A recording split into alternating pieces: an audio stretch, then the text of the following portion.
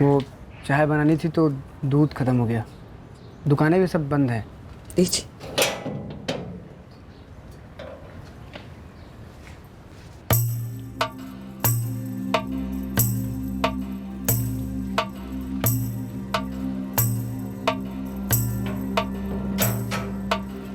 कल रात को भी आपके चीखने की आवाज़ें आ रही थी।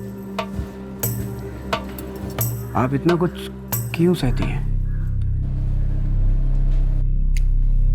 ये खा लो बेटा, देखो इसके बाद तुम्हें दूध भी पीना है।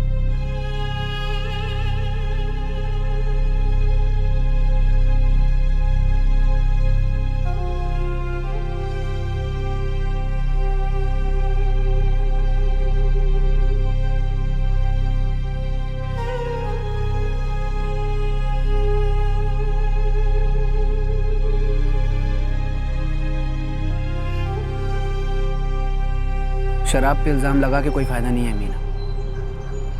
हर शराबी अपनी बीवी को इस तरह से पीटता नहीं है। और एक बात याद रखना, खुदा भी उसी की मदद करता है जो खुद की मदद करता है। तुम मेरी मजबूरी नहीं समझोगी। इंसान इतना भी मजबूर नहीं है मीना। मानता हूँ रिश्ता बदला नहीं जा सकता है, लेकिन उस रिश्ते से निकला तो जा सकता है ना।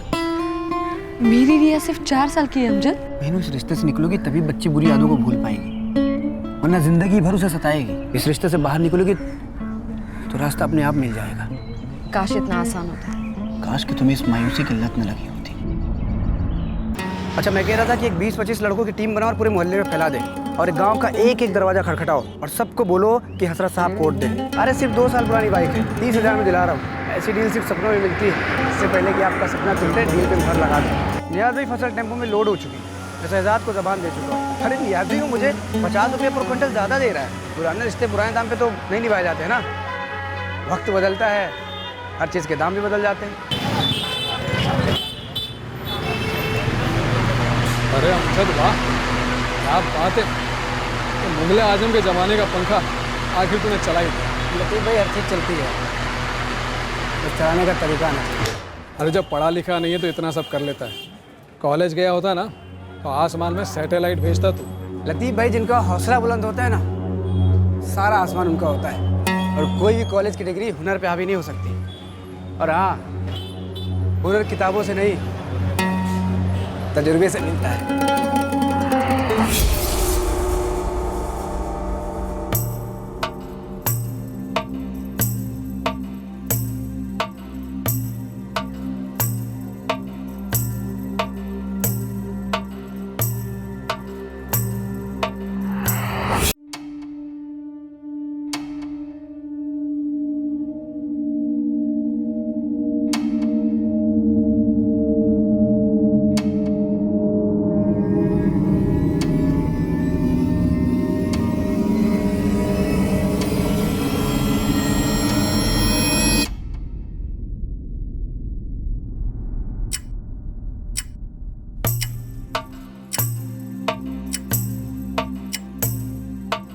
अमजद,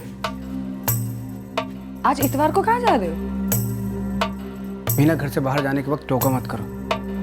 और वैसे भी 10 बज चुके। हुमेरा, अरे लेट हो रहा है। चले, नहीं तो मैं अकेले ही चले जाता हूँ। बस बस 2 मिनट मुख्तार, हो गया बस। अरे चलो अशरफ बेटा, जल्दी। आप आएंगे सोचकर अम्मी ने खास आपके वास्ते फिरनी बनाई है। अरे वाह, तो एक काम करना, डिब्बे में डालकर घर ले आना, काम से लौट कर खा लेना। आज कैसा काम जी? आज तो इतवार है। अरे इतवार तो हर हफ्ते आता है, लेकिन ऐसा ऑर्डर बार बार नहीं आता।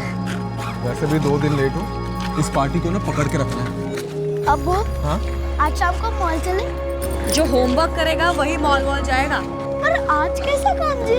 आज तो इतवार है। अरे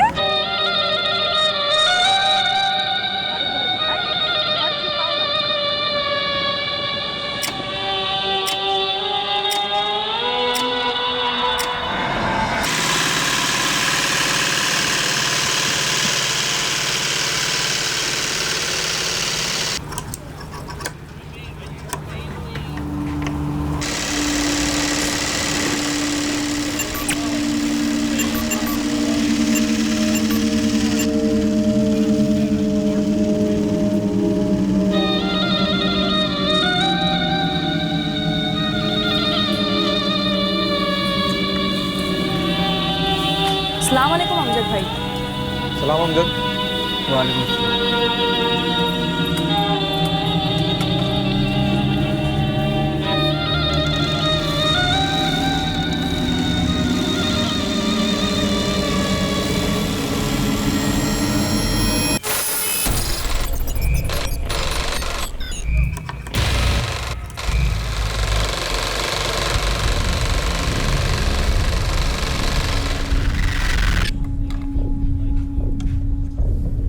क्या हुआ अमजद भाई?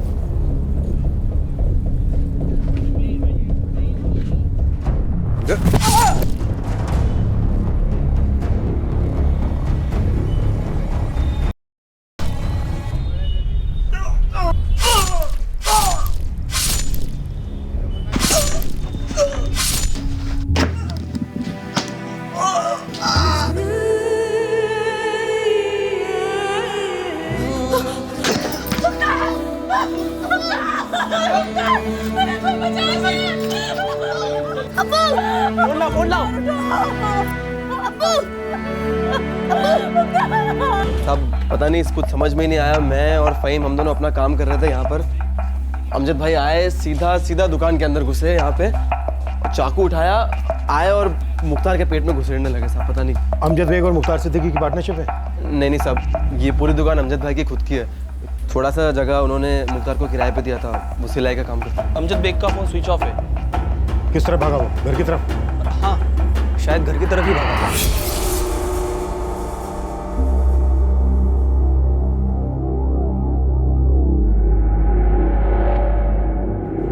देख मीना, जल्दी बता दे कहाँ भागा है तेरा शौहर अमजद बेग। मैडम मैं आपको पहले ही बोल चुकी हूँ, मुझे नहीं मालूम। मैंने उनसे पूछा भी था कि क्या हुआ, लेकिन उन्होंने मुझे कुछ नहीं बताया। बहुत परेशान लग रहे थे वो। मैडम उन लोगों के कपड़े अंदर हैं, अलमारी भी खुली पड़ी है। मीना, अमजद ने अपने किराएदार मुख्तार सिद्दीकी पे चाकू से वार किया है। अटेम्प्ट टू मर्डर का केस है उस पे, और अगर तूने झूठ बोला, उसे बचाने की कोशिश की ना, तो तू भी जेल जा। फिर अपनी बच्ची का सोच। मैडम वो पागलों की तरह अंदर आए, कपड़े बदले और अपने साथ कुछ ले गए। अमजद कुछ तो बोलो ना। अमजद क्या हुआ है? अमजद मैं कुछ पूछ रही हूँ तुमसे, कुछ तो बोलो मुझे, क्या हो रहा है तुम? अमजद मैं कुछ पूछ रही हूँ तुमसे। अमजद क्या किया तुमने? कहाँ जा रहे हो तुम? पता नहीं। अमजद मेरी बात तो सुनो अमजद। और कुछ नहीं बताया। अभी मुझे आप लोगों से पता चला कि अमजद ने मुख्तार भाई को चाकू मार दिया। क्या प्रॉब्लम थी उन दोनों के बीच में? मुझे नहीं मालूम मैडम, अमजद ने मुझे कुछ नहीं बताया। मुश्ताक मर गया था, 6-7 बार स्टेप किया था उसे। डॉक्टर ने बताया खून काफी बह गया था। अमजद बेग भी फरार है, फोन स्विच ऑफ है उसका। यहाँ सबके सामने स्टैपिंग हुई, लेकिन किसी को कुछ पता नहीं है कि अचानक क्या हुआ, क्यों स्टैपिंग की अमजद। सर, अमजद के खून लगे कपड़े मिले हैं उसके घर से। उसकी वाइफ मीना का कहना है कि उसे कुछ भी नहीं पता। अमजद बस घर आया, उसने कपड़े बदले और अपना सामान बांधा और निकल गया। और सर, ये मीना ने उसकी एक फोटो भी दी है। रेड अलर्ट जारी कर दो अमजद की फोटो के साथ। हम टीम्स भेज रहे हैं पूरे मुंब्रा में, railway station, bus station, taxi stand, हर जगह।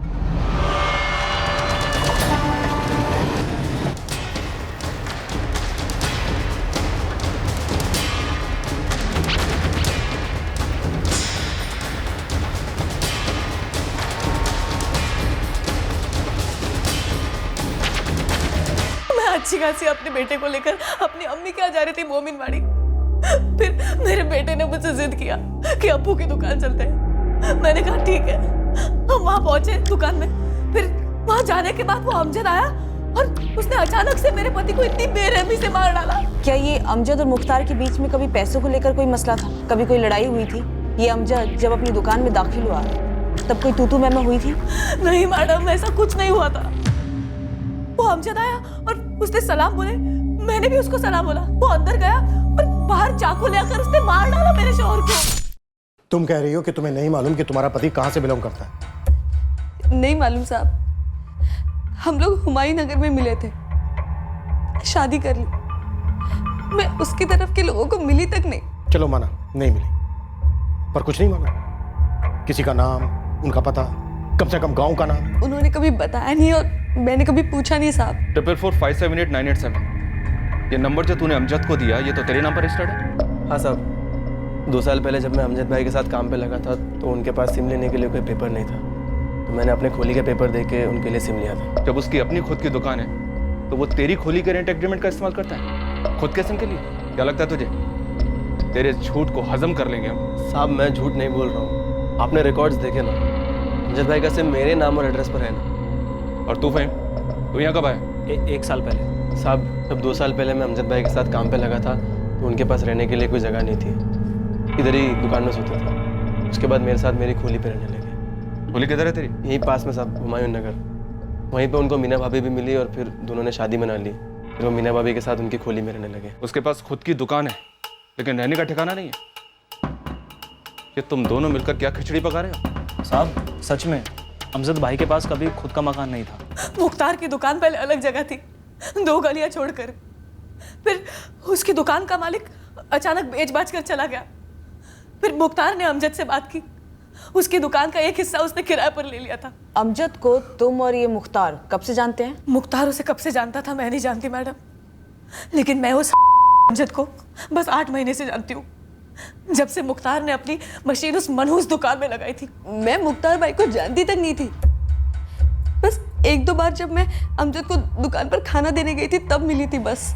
अमजद ने मुख्तार को अपनी दुकान का एक हिस्सा किराए पर दिया था उसके टेलर के काम के लिए, और फिर एक इतवार की सुबह को उसके बीवी बच्चों के सामने दूसरे लोगों के सामने उसका बेरहमी से कत्ल कर दिया। ये तो जानती हो? हाँ साहब, आप लोगों ने बताया तब से जानती हूँ। लेकिन वो कहाँ से आया, या मुंब्रा में या बाकी मुंबई में कौन उसके रिश्तेदार हैं, मुख्तार के साथ उसकी क्या दुश्मनी, इस बारे में हमें तुम कुछ नहीं बता रहे। क्योंकि मुझे कुछ मालूम ही नहीं है साहब, तो मैं आपको क्या बताऊं।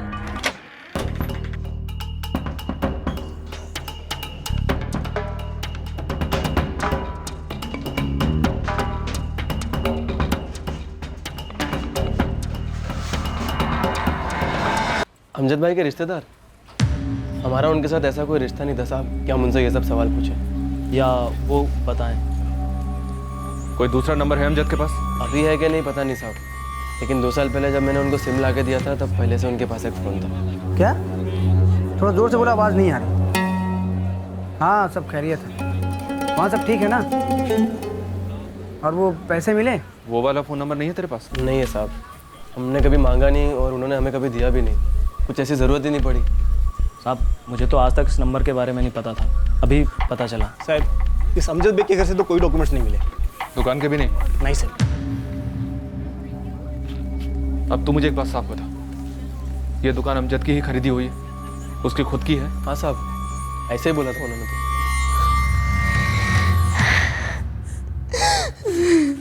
कहाँ है? कहाँ है वो अमजद? क्या बिगाड़ा था मेरे शौहर ने तुम लोगों का? क्यों मार डाला मेरे शौहर को? क्या बिगाड़ा था?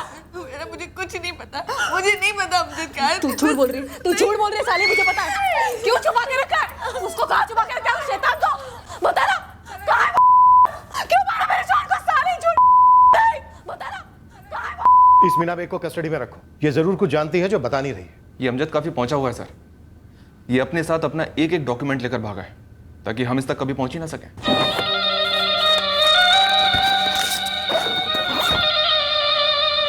ये अटैक लगता तो है अचानक हुआ है, लेकिन अचानक कुछ नहीं हुआ है। इस अमजद ने पूरी प्लानिंग की थी, इसका इंटेंशन मर्डर ही था। ये भी बहुत अजीब सा ही है सर कि अमजद के 2 सबसे करीबी, इसकी बीवी और इसका असिस्टेंट, इन दोनों के पास अमजद के पास्ट की एक भी डिटेल नहीं है। और एक बात सर, 2 साल पहले 2012 में इस अमजद ने मीना से शादी की, बट इस मीना की बेटी तो 8 साल की है, तो सर जाहिर है अमजद मीना का पहला पति तो नहीं है। इस मीना बेग को हिट दो, जो इन्फॉर्मेशन ये दबाकर बैठी है निकलवाओ। कदम, अमजद के आदमी ने कहा था कि वो दुकान उसकी खुद की खरीदी हुई है। हरीश और फहीम ने तो ऐसा ही कहा है सर। रजिस्ट्रेशन ऑफिस में चेक करो, किससे खरीदी, एग्रीमेंट में एड्रेस क्या है, पूरी बैकग्राउंड निकालो इसका।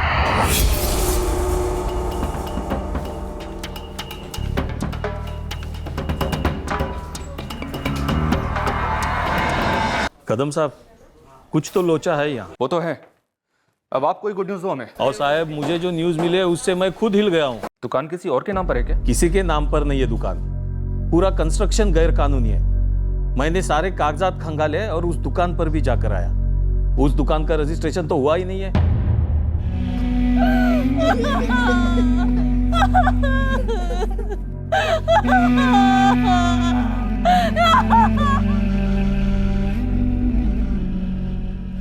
यार हरीश, मेरी फटी पड़ी है। साले मेरी कम फटी पड़ी है। क्या होगा मेरा? मैं ना कहीं खिसक जाता हूँ। सोचना भी मत, तू खिसक गया तो मेरे तो बम्बू लग गए ना। चुपचाप इधर ही रहे, समझा?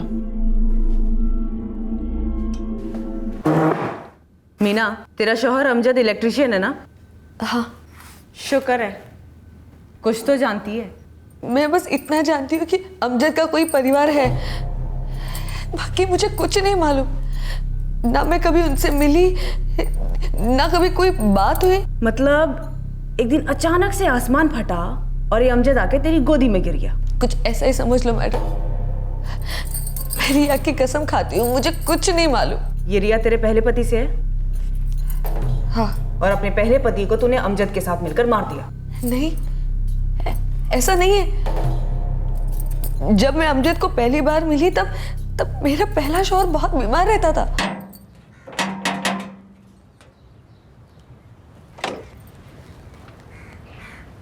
वो चाय बनानी थी तो दूध खत्म हो गया, दुकानें भी सब बंद हैं। दीजिए।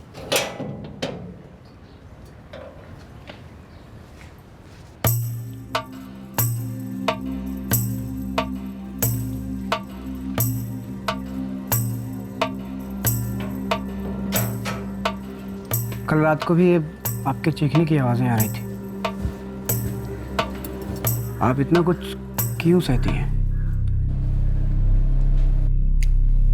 ये खा लो बेटा, देखो इसके बाद तुम्हें दूध भी पीना है।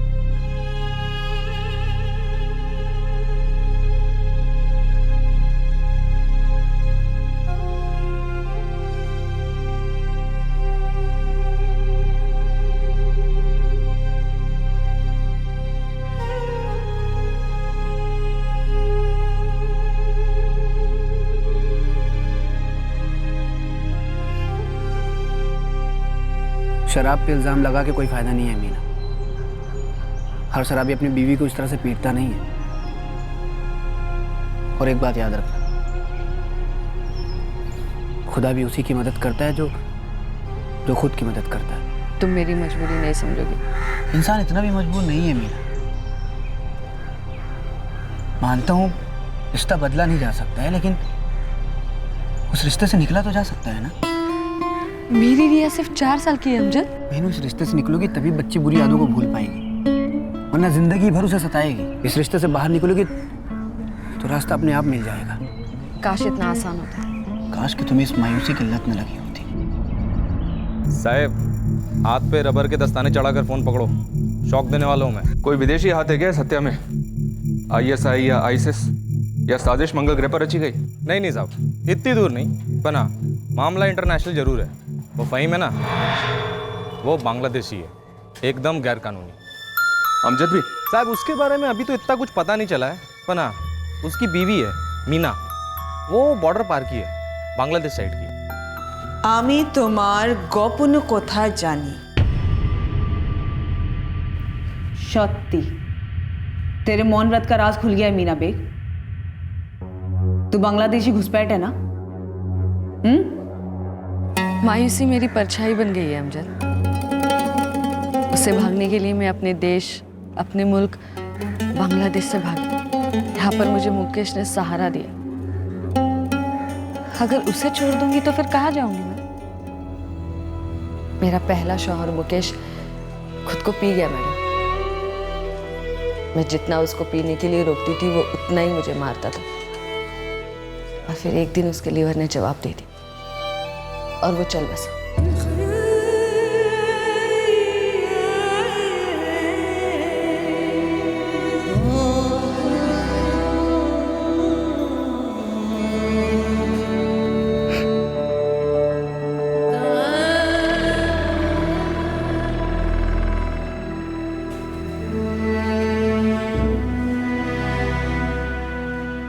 अगर मैं तुमसे ये कहूँ कि मैं रिया को मेरी अपनी बेटी मानता हूँ तो? अमजद, मैं खुद पर तरस खाती हूँ, इसका मतलब ये नहीं कि तुम भी मुझ पर तरस खाओ। तुमने कभी खुद से प्यार किया है? नहीं किया। एक बार करके देखो, जैसे मैं करता हूँ प्यार तुमसे।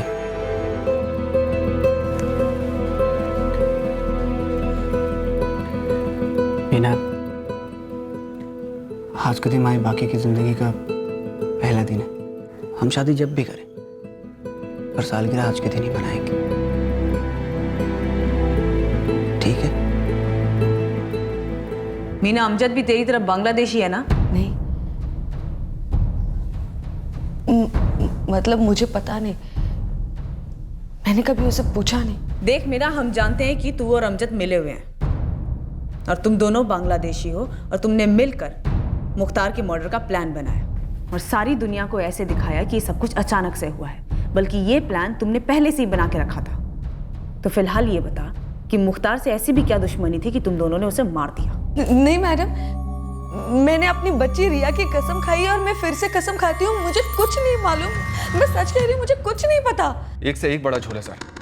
अमजद का पहला नंबर ट्रेस नहीं हो रहा है, उसकी दुकान गैरकानूनी है, उसका असिस्टेंट फहीम गैरकानूनी विदेशी है, बांग्लादेशी, और उसकी पत्नी मीना भी वहीं की है। मीना अमजद को 2 साल पहले मिली, उनकी शादी हुई, लेकिन अमजद की तब दुकान उकान सब सेट थी, तो जाहिर सी बात है अमजद यहाँ मुमरा में उसके पहले से रह रहा होगा। उसकी दुश्मनी भी मुख्तार के साथ तब की होगी या अभी उससे भी पहले की। ये मुख्तार भी बांग्लादेशी हो सकता है सर, और हो सकता है दुश्मनी भी वहीं की हो, पुरानी, कि अमजद वहां से यहाँ मर्डर करने के इरादे से आया हो, इतने साल इंतजार किया हो। कदम, इस मुख्तार की हिस्ट्री निकालो। मुख्तार बांग्लादेश से? मैडम आप पागल हो गए लो क्या? हुमेरा, क्या तुम और मुख्तार तुम दोनों भी बांग्लादेश से हो?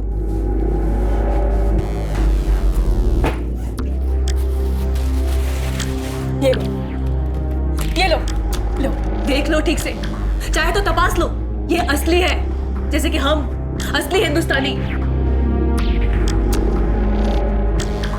हो गई तसल्ली या आपको और भी कुछ चाहिए? मेरा एक सुबह अचानक से अमजद बेग ने आके ऐसे ही तुम्हारे पति को 7 बार चाकू से मार डाला। मैडम, अगर मेरे को पहले ही पता होता तो क्या मैं अपने मर्द को उस अमजद की दुकान में अपनी मशीन लगाने देती? मुख्तार और अमजद एक दूसरे को कितने सालों से और कहां से जानते हैं? मैडम, आप सच में पागल हो गई लिए क्या? हुमेरा, ऐसे ही कोई किसी को अचानक नहीं मार देता है बिना किसी कारण के। जरूर मुख्तार और अमजद के बीच में कुछ हुआ होगा और ऐसा हुआ होगा जो मुख्तार ने तुम्हें नहीं बताया होगा। अब ये सवाल ना आप मुख्तार से कर सकती है और ना मैं। तुम्हें सच में कुछ नहीं पता?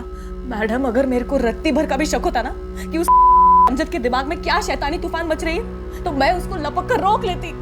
सब कुछ इतने जल्दी इतने अचानक हो गया, कुछ समझ में ही नहीं आया। मैं वहीं के वहीं खड़ी रह गई। साहब, फ़हीम का मेरे को पहले से मालूम था, उसने बताया था कि वो बांग्लादेश से। लेकिन साहब मैं कभी कोई गलत काम नहीं किया। और अमजद भाई का पता नहीं साहब कि वो किधर से। अमजद को तूने 2012 में ज्वाइन किया था, उसकी रिपेयरिंग की दुकान तो उससे पहले की रही होगी ना? हाँ साहब, लेकिन कभी पूछा नहीं, पूछने का कारण नहीं था। साले पिछले 2 साल से वो तेरे नाम का सिम इस्तेमाल कर रहा था, तेरे साथ खोली शेयर की उसने, तेरे मोहल्ले की औरत को अपनी पत्नी बनाया उसने, उसकी पहली शादी से बच्ची को अपनी बेटी माना, और तुम लोगों में से कोई नहीं जानता था कि वो कहाँ का रहने वाला है। और तू फ़हीम, तेरी नैया तो अब किनारे लगने से रही। अब अगर तुझे आज के आज डिपोर्ट नहीं होना है ना, तो मुझे साफ साफ बता, क्या ये अमजद भी बांग्लादेशी है? क्या वो अपना खूनी चेहरा छिपाने के लिए बांग्लादेश वापस लौट गया? नहीं पता साहब।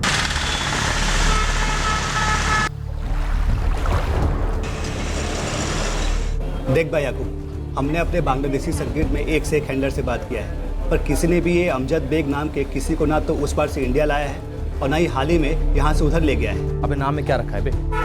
वो तो कमीज की तरह कोई भी बदल सकता है ना। इसके लिए मैंने तेरे को इस अमजद का फोटो भेजा था। हम भी तुम्हारी खबरी बिरादरी का है, इतना बड़ा केस है, हम फोटो नहीं घुमाएगा। इतना बड़ा केस नहीं, क्राइम ब्रांच का सबसे इंपॉर्टेंट केस है इस वक्त, इसीलिए अपना हाथ पैर आँख कान ना जरा तंदुरुस्ती से चला। और खाली बॉर्डर तक नहीं, ढाका तक। ढाका तक तेरे जितने भी खबरी नेटवर्क है ना, सबको एक्टिवेट कर।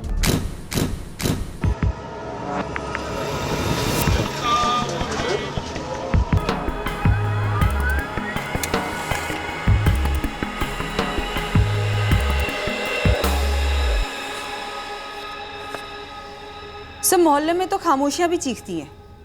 यकीनन किसी ने इस अमजद बेग और मुख्तार परिवार के बारे में कुछ नहीं सुना। आरती, मायूसी की मूर्ति मीना 1 नंबर की एक्टर लगती है मुझे। पता चले कि इसका मुख्तार के साथ कोई चक्कर था और इस वजह से अमजद का फ्यूज उड़ गया। सब मुख्तार की वीडियो हुमेरा भी कम ड्रामा क्वीन नहीं है, काफी चीख चिल्ला रही है, अमजद को गालियां दे रही है। सब पता चले इसका और अमजद का ही कोई चक्कर चल रहा हो और एक अरसे बाद दोनों का बसने का प्लान हो।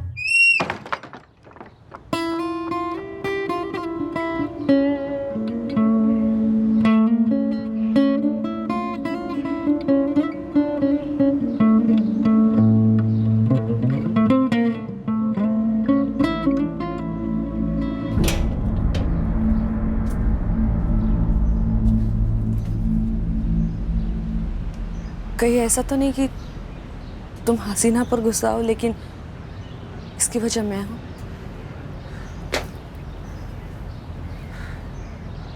बोझ बन गई हूँ मैं, तुम्हारे रास्ते का कांटा बन गई हूँ।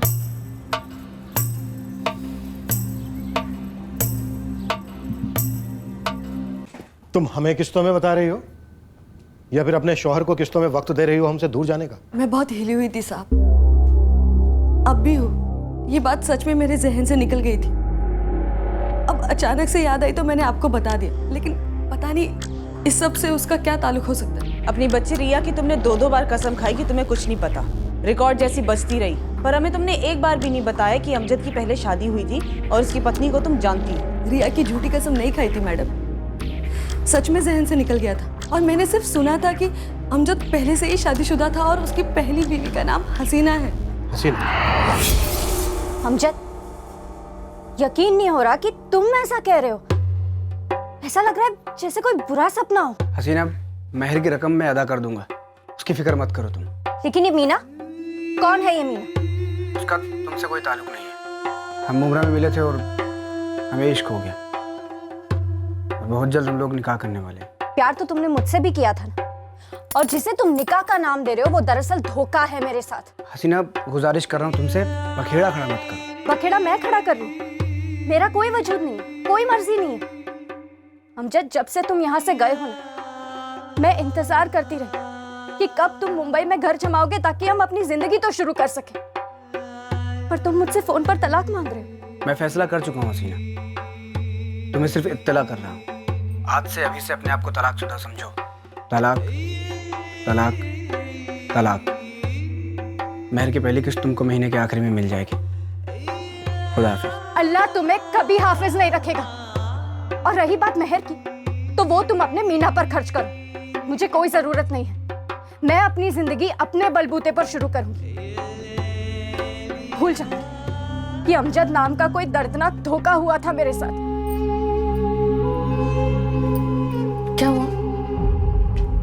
क्या कहा उसने? मीना, मैंने हसीना को तलाक दे दी, और उसने जो कहा वो तुम्हारे कानों के लिए नहीं है। अब हमें कोई जुदा नहीं कर सकता। तारीख तय कर लेते हैं और निकाह कर लेते हैं। सर, अमजद के इस नंबर के पिछले 1 साल के सारे नंबर्स एक एक करके खंगाले, लेकिन किसी हसीना का नाम नहीं मिला। ये सच में एक हसीना थी या फिर तुम्हारे दिमाग की उपज है? मीना बेग, बस अब और खेल नहीं हमारे साथ। मीना, हम अच्छे अच्छे हसीना के ना पसीने निकालते हैं जेल के अंदर, और मैंने पहले ही कहा था, आजमा मत हमें। मैडम, मैं सच बोल रही हूँ। मुझे सिर्फ इतना पता था कि अमजद की पहली बीवी का नाम हसीना है, और हसीना ने पिछले साल फिर से शादी कर ली। और जुनैद से शादी कर ली। कौन जुनैद? अमजद का छोटा भाई। अब्बू, क्या बात कर रहे हैं आप? कैसे हो गया ये सब? हमारे बेटों की जिंदगियों में क्या कब कैसे होता है हमें थोड़ी ना पता चलता है अमजद। अब्बू, ये वक्त मुझे ताना मारने का नहीं है, बताइए मुझे कैसे हुआ ये सब? तुमने अचानक से उसे तलाक दे दिया, वो अपने घर मायके चली गई हमेशा के लिए, और हमारे पास दिखाने के लिए ना ही मुंह रहा और ना ही कहने के लिए कुछ जुबान। आज साहबजादे जुनैद आए और कहने लगे कि अब्बू, हमने हसीना से निकाह कर लिया है। पागल हो गए हो तुम जुनैद? कैसी बातें कर रहा है ये? अब्बू, चिल्लाने से कोई फायदा नहीं। मैं हसीना से निकाह कर चुका हूं, वो अब मेरी बेगम है। अब अगर आप लोगों को एतराज ना हो तो क्या मैं उसे घर ले आ सकता हूं? अरे तुम्हारे बड़े भाई की छोड़ी हुई औरत है वो। तो अब्बू, अमजद भाईजान ने उसे तलाक दे दिया था, मैंने उसका हाथ मांग लिया और उसने हाँ कर दी। और वैसे भी वो अमजद भाईजान की जागीर तो है नहीं ना।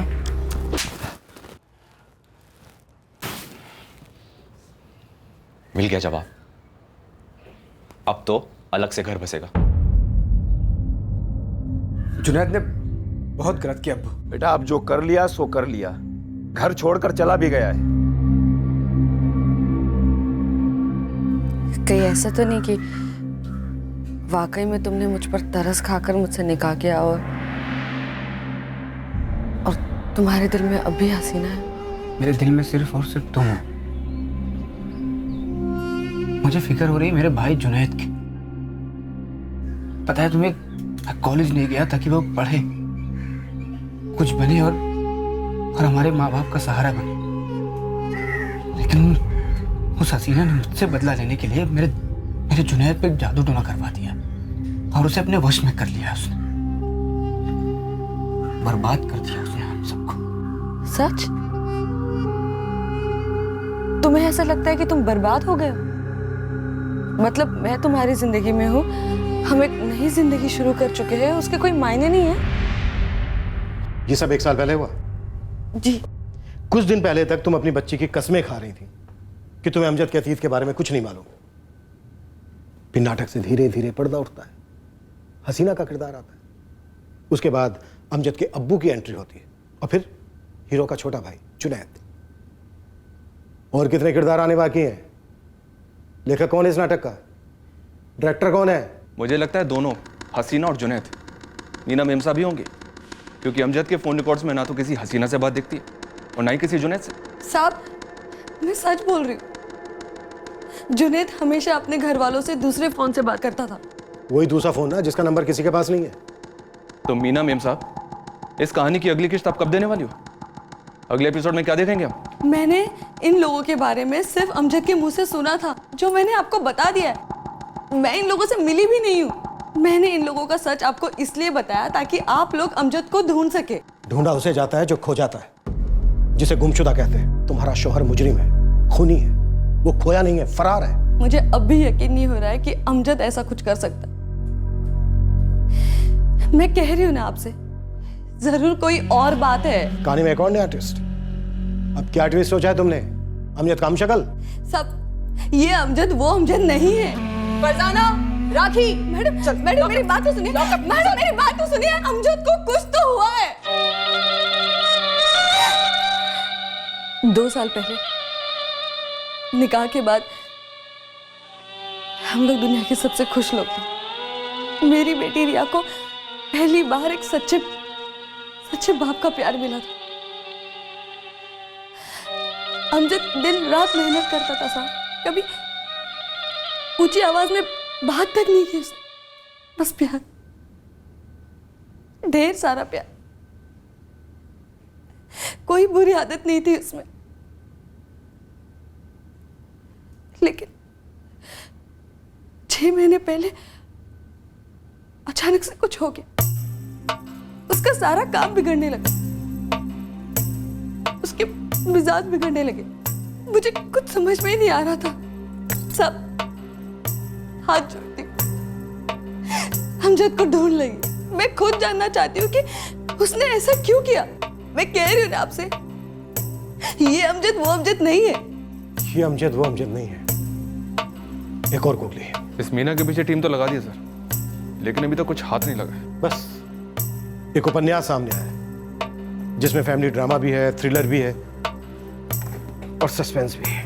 मीना ने जो कुछ भी कहा, माना वो झूठ हो सकता है, पर सर उसने ये भी कहा कि इस अमजद का पिछले 6 महीने से काम अच्छा नहीं चल रहा था। पूरा डाउन है साहब। पहले कितना काम आता था, लेकिन पिछले 6 महीने से एकदम ही ठंडा पड़ा है। कोई खास वजह? अमजद भाई खुद एक से एक तगड़ी पार्टी को, पुराने ग्राहकों को काम के लिए मना करने लगे। नए ग्राहकों को तो दुकान पर खड़ा तक नहीं होने देते थे। एक मिनट मोहित भाई रुको।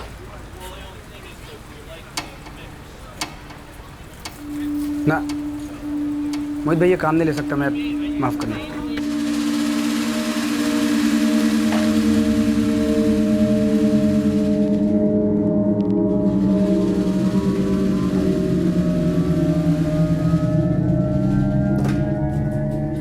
भाई ये सीडी प्लेयर चल नहीं रहा, जरा चेक करो। खोल के देखना पड़ेगा।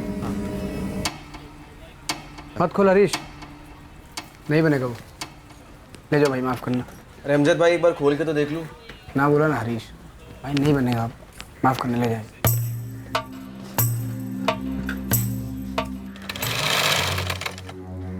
अमजद भाई ये क्या हो रहा है? हाँ, सुबह से 3 बड़े बड़े ऑर्डर आए, आपने तीनों को वापस भेज दिया। वो घाटे का था, खतरा है उसमें। अमजद भाई कैसे? दुकान का मालिक तू है कि मैं? आप ही हो। ए मुख्तार, हाँ, अरे ये क्या तरीका है काम करने का? पूरा कचरा फैला रखा है दुकान के बाहर। अमजद भाई, अब तुम हमें टेलरगिरी सिखाओगे? शाम होने तक तो एक भी धागा मिलता है यहाँ। अरे लेकिन शाम तक तो कचरा दुकान के बाहर पड़ा रहता है ना, उसी से मनुष्यत फैलती है। अरे अमजद भाई, काम के टाइम पे मजाक मत करो। अच्छा मुझे एक बात बताओ, ऐसी कौन सी दर्जी की दुकान है जिसकी जमीन पर कपड़ों के टुकड़े नहीं मिलते? और ऐसी कौन सी इलेक्ट्रिशियन की दुकान है जिसकी दुकान पर वो वायर के टुकड़े नहीं मिलते? मेरी दुकान में एक वायर का टुकड़ा नहीं मिलेगा तुझे, एक कचरा नहीं मिलेगा। पता है क्यों? क्योंकि मुझे कचरा पसंद नहीं है। ये जो कचरे यहाँ पड़े रहते हैं ना, ये शैतान को न्योता देते हैं। और उसके बाद क्या होता है तुझे पता होगा, अगर नहीं पता तो बताऊं मैं क्या होता है। ये काफ़ी अजीब बर्ताव था उसका। हाँ साहब, काफ़ी अजीब, लेकिन कभी समझ ही नहीं आता कि अमजद भाई काहे को ऐसा पेश आ रहे थे। सर आधार कार्ड ऑफिस से भी जवाब आ गया, इस अमजद बेग के नाम से कभी कोई कार्ड नहीं बना। कैसे बनता? जो आदमी अपनी सारी इन्फॉर्मेशन खुफिया रखना चाहता हो, वो वाला आधार कार्ड क्यों बनवाएगा? लेकिन उसने दुकान खरीदी सर, मतलब उसके पास पैसे थे। अब गैर कानूनी ही सही, दुकान का साइज देखिए, कुछ लाखों में ही खरीदी होगी सर। अमजद बेग है क्या? सरेआम एक मर्डर करता है। वो 6 महीने से परेशान था। सर 3 महीने हो गए हैं और हमारे हाथ कुछ भी नहीं लगा, ना अमजद बेग के बारे में, ना इस कत्ल के मोटिव के बारे में। इस मुख्तार सिद्दीकी की बैकग्राउंड की क्या रिपोर्ट है? क्लीन है सर, कोई क्रिमिनल रिकॉर्ड नहीं था, ईमानदार आदमी था और पिछले 15 साल से मुमरा में दर्जी का काम कर रहा था।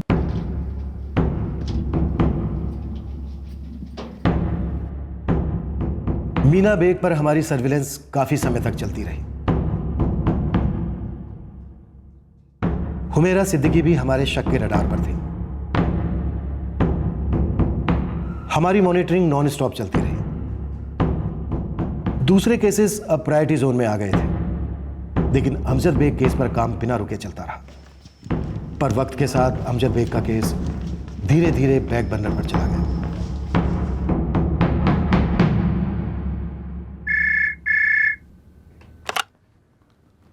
हेलो सर, आपने मैसेज छोड़ा था कॉल बैक करने के लिए। मेरे सामने अमजद बेग के केस की फाइल है। मुख्तार सिद्दीकी का मर्डर सस्पेक्ट अभी भी फरार है। 1.5 साल पुराना केस है। हमने कोई कसर नहीं छोड़ी थी, लेकिन अभी तक अमजद बेग ट्रेस नहीं हो पाया सर। केस की प्रोग्रेस रिपोर्ट पढ़ी है मैंने। बड़ा अजीबोगरीब केस है और किसी मोटिव का अनुमान भी नहीं है। मोटिव इसलिए सामने नहीं आया क्योंकि अमजद बेग सामने नहीं आया। लेकिन जोशी, ये केस को ऐसे छोड़ तो नहीं सकते ना। तुम दोबारा इस केस को टेकअप करते हो या मैं किसी नए टीम को दे दूं? नहीं सर, मैं खुद हैंडल करूंगा। इस केस को एक नए केस की तरह ट्रीट करेंगे। पहले के डेड एंड्स हमारे अब के स्टार्टिंग पॉइंट्स नहीं होंगे। डन सर, देखते हैं हमारे पास क्या है। 8 जून 2014 संडे की सुबह ये अमजद अपनी दुकान पर आता है, दुकान के अंदर जाता है, वहां से फल काटने वाला चाकू लेकर बाहर निकलता है और मुख्तार को स्टेप करता है। और सर हमारे सामने है अमजद की दूसरी बीवी मीना बेग, मुख्तार सिद्दीकी की बीवी हुमेरा सिद्दीकी और अमजद की दुकान पे काम करने वाले 2 लड़के, लोकल हरीश और ये बांग्लादेशी फहीम। फिर भी सर हमारे हाथ में अमजद के बैकग्राउंड के बारे में कुछ भी नहीं है। ये फैक्ट्स हैं हमारे सामने, फिर ऐसी इंफॉर्मेशन भी हैं जिनका प्रूफ नहीं है। और वो ये कि अमजद की एक पहली बीवी थी हसीना बेग, जिसको उसने फ़ोन पर तलाक दिया था, और उसका दूसरा नंबर जिससे वो बात करता था जो ट्रेसेबल नहीं है, और उसी फ़ोन से उसने अपने अब्बू से बात की थी जब उसे ये पता चला था कि उसकी पहली पत्नी हसीना ने उसके छोटे भाई जुनैद से शादी कर ली, जिसको लेकर वो काफ़ी परेशान हुआ था। उस वक्त इन इंफॉर्मेशन को हमने मनगढ़ंत माना था। अब अगर हम इसे सही मानकर चले तो भी वो कहानी रहती है, क्योंकि हमें अमजद के पेरेंट्स, उसके छोटे भाई, उसकी पहली बीवी हसीना के ठिकाने के बारे में कुछ नहीं मालूम। डीसीपी साहब के फोन आने के बाद मैंने इस केस की फाइल को कई बार पढ़ा और मैंने यही समझा कि मीना के बयान को हमें निगेटिवली नहीं लेना चाहिए। हाँ, उसने किस्तों में इंफॉर्मेशन दी, पर उस इंफॉर्मेशन के अलावा हमारे पास कुछ और नहीं था, और वो कहीं भागी नहीं, वहीं थी, अब भी वहीं। एक काम करते हैं, इस केस को एक नया केस मानकर चलते हैं और ये पकड़कर चलते हैं कि मीना ने जो बयान दिया था वो सच था। सर अगर हम उसे सच मान भी लेते हैं तो भी हम अमजद तक पहुंचेंगे कैसे? जैसे हर केस में पहुंचते हैं, एंगल बनाकर, बाल की खाल निकालते हुए। मीना ने बात कही फोन कन्वर्सेशन के बारे में। मीना कहती है कि हसीना मैं तुमको तलाक देता हूँ, महर की रकम मैं अदा कर दूंगा, उसकी फिक्र मत करो तुम। मतलब एलिमनी। अमजद ने हसीना को फोन पर तलाक के साथ एलिमनी देने की बात कही। अमजद ने एलिमनी की पहली किस्त महीने की आखिर तारीख तक देने की बात की थी। महर की पहली किस्त तुमको महीने के आखिर में मिल जाएगी। इसका मतलब सो वो पैसे ट्रांसफर करने वाला था किसी भी तरह। करेक्ट। लेकिन सर उस वक्त मैंने मुमरा के तकरीबन हर बैंक में क्रॉस चेक किया था, उसका किसी भी बैंक में कोई अकाउंट नहीं मिला। पैसे कैश भी तो ट्रांसफर होते हैं ना? मतलब सर वो पैसे ट्रांसफर करने वाला था किसी भी तरह। राइट। अब अंधेरे में फायर करते हैं। और खंगालते हैं कि इस अमजद ने किसको और किस तरीके से पैसे ट्रांसफर किए। रिकॉर्ड क्यों नहीं होगा? पोस्टल डिपार्टमेंट है हमारा, यहाँ हर चीज का रिकॉर्ड रखा जाता है। अब 4-5 साल पहले भेजा गया मनी ऑर्डर काफी भारी फाइलों के बीच होगा कहीं, पर होगा जरूर। आप थोड़ा सा समय दो, अगर है तो मिलेगा जरूर।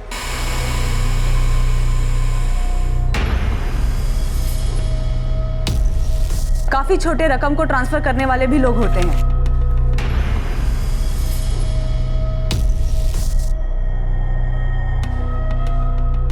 कदम, आरती, कॉन्ग्रेचुलेशन। ये हसीना बेग नाम की औरत मनगढ़ंत नहीं है। अब पता करते हैं कि अमजद का मुख्तार को मारने का असली कारण क्या था। और ये अमजद 99% हमें यहाँ मिलेगा। Somapur, Azamgarh, Uttar Pradesh. Brilliant breakthrough sir. पूरे 1.5 साल के बाद एक कैरेक्टर जो काल्पनिक माना जा रहा था, हसीना बेग, वो रियल साबित हुई। इससे और भी कैरेक्टर्स रियल साबित हुए होंगे। एक एक्चुअल एड्रेस भी था। पर अजीब बात यह भी है कि मीना के हिसाब से अमजद एक जिम्मेदार प्यार करने वाला पति और बाप था और 1.5 साल से गायब। उसने मीना को कांटेक्ट नहीं किया। तो जब आप लोग यूपी आजमगढ़ पहुंचे, क्या आप लोग अमजद को वहां एक्सपेक्ट कर रहे थे? क्योंकि वहां भी रिश्ते काफी स्ट्रेन थे। इस केस की सारी आइडेंटिटी सामने होने के बावजूद ये केस किसी ब्लाइंड केस से कम नहीं था। पर अब हमारे हाथ एक तगड़ी लीड लगी। हम पहुंचे यूपी आजमगढ़। हमें नहीं मालूम था कि सोमापुर गांव से हमें क्या मिलने वाला था, कौन मिलने वाला था, लेकिन हम ये तय कर गए थे कि अमजद बेग को साथ लेकर लौटेंगे। और रही बात मोटिव की, तो मोटिव ना जर, ना जोरू, ना जमीन। मोटिव था घड़ी। घड़ी की सुइयां, दिन का, रात का वक्त, जिसकी सनक थी अमजद को। हमें लगा हम इस केस को क्लोज करने के काफी करीब पहुंच गए हैं। पर घड़ी की सुइयों की अपनी मर्जी थी, वक्त का अपना तकाजा था।